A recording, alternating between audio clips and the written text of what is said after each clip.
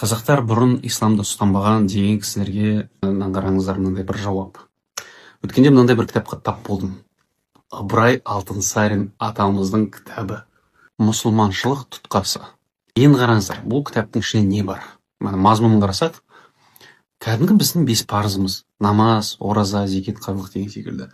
Сол намаздың парыздарын, уәжіптерін, сүннеттерін жазып жүрген.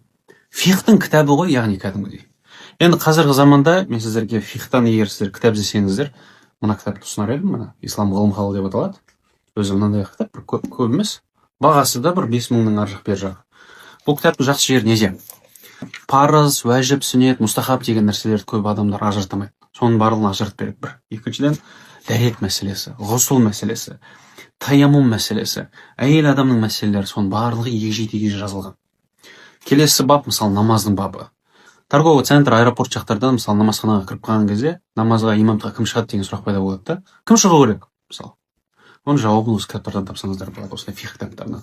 Одан кейін намаз бабы, кәдімгідей бір талай бетті алады. Одан кейін ар жағында ораза бабы, оразаны да толық қамтып ашып жіберген. Ары қарай қажылық, зекет және құрбандық. Сондай бір керемет кітапты алуға сіздерге кеңес беремін. Тамам? Тамам.